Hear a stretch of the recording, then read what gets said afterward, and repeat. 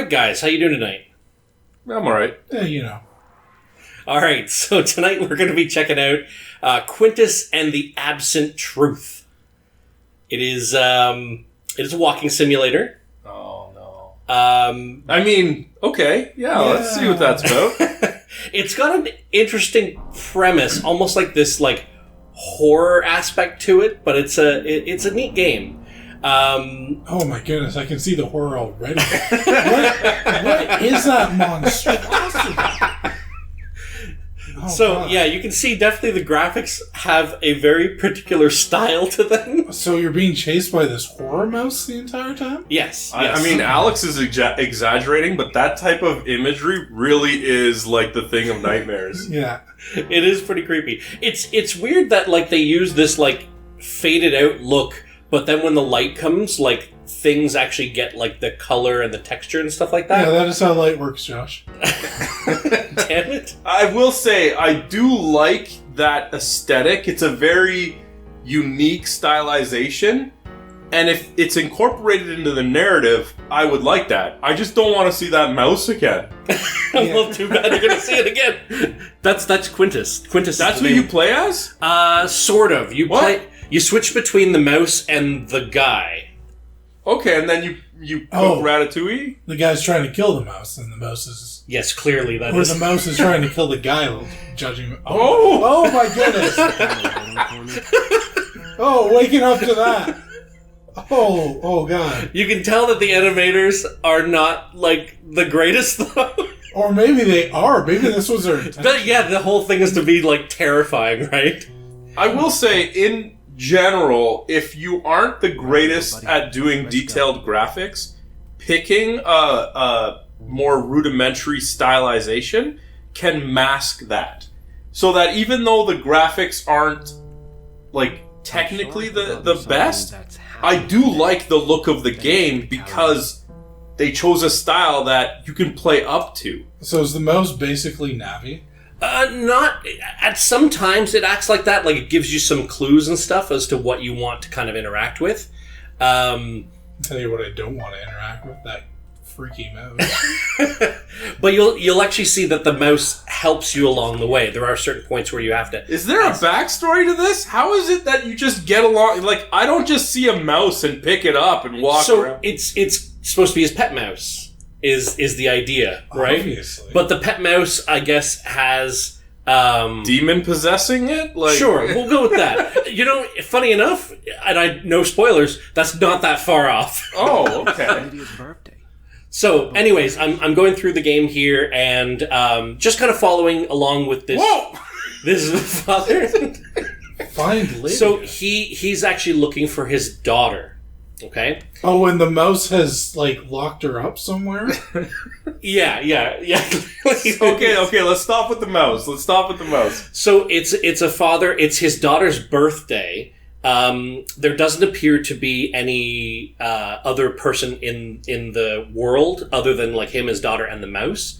But yeah, it becomes a bit of a mystery as to what's going on with the daughter. So, do you leave the house? You do. In the first chapter is the house, and then after that you leave the house. So this is Lydia's room. Again, I haven't turned on the light here. I actually didn't even realize there was light switches for a while, and then was oh, okay, I can play with the light switches.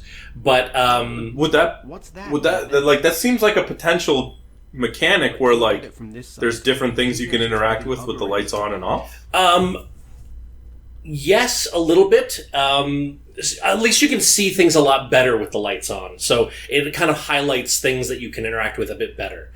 With the lights off, it's kind of a bit more difficult. So there's no real benefit to not having them on then? No, because everything's outlined pretty well. So see here, I needed to find there was a letter stuck in the vent. I, of course, can't reach the vent because it's up high and it's quite small. So I get my mouse companion to go up there and grab the letter for me. Okay, that makes sense.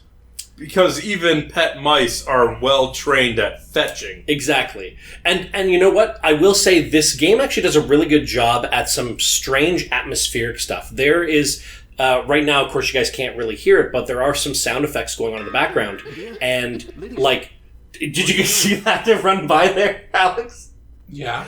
So those are the little things. It's a lot of jump scare mechanics that they go for, of course, with any kind of walking simulator. I think they have to go with the jump scares. Well, yeah. So the note said, of course, it was like the birthday, meet me in the backyard, right? Yeah. So I'm like, okay, so I go to the backyard. That is a threat. So it seems a lot more breadcrumb traily than actually like trial and error, I guess. Yeah, again, like the mouse will pop up every once in a while reminding you, oh, you need to find the keys, right? Reminding you I'm still here and I'm watching your soul. You need to find keys to get outside of the house? It doesn't always make full sense, okay? It could be part of the narrative. We can't spoil anything. So, we'll go just a bit farther here because I'm actually getting close to the end of this chapter, but I'll let you guys know the game is not very long. It's if you knew exactly where to go to skip like all the puzzles and stuff like that, it probably takes about maybe an hour and a half. Okay. Even like when I played this to the end, which I mean a bit spoiler that I finished it, it took me about 2.5 hours, but that was with a lot of trial and error and solving puzzles and stuff like that. So you say puzzles. Are there puzzles, or is it basically find this place to click on? There are some puzzles where they'll give you like the controls are precise. Yeah, a little That wonky. took a lot for you to pick up a key. When it's that small, I feel the hitbox should be just a bit bigger. Yeah. But yeah, there are actual so puzzles. much extra color. I know, right? Yeah, the textures again. It's a small group, indie developer, obviously. But yeah, so anyways, that's about what I'll mention. So we'll just play a little bit further here. But as of right now, what do you guys think? Would you continue playing after what you've seen so far? Absolutely not. I mean, I think if I had this game and I had booted it up and I had played even 10 minutes, knowing that it's only an hour and a half to 2 hours, I think my curiosity would carry me through for a playthrough. Okay. Because it's not like I'd have to dedicate that much. And even just watching this initial impression, I'm curious. What is going on? Yeah. Right? I wouldn't be playing it for the controls or the graphics. It would just be to find out what happened. Yeah, and I think that's really what kept me going, is that it was this mystery as to what's going on with this guy's daughter. Is he drunk? Is he possessed? Does he not like It'd be a have terrible memories of it? game. The whole story is I was just drunk, man.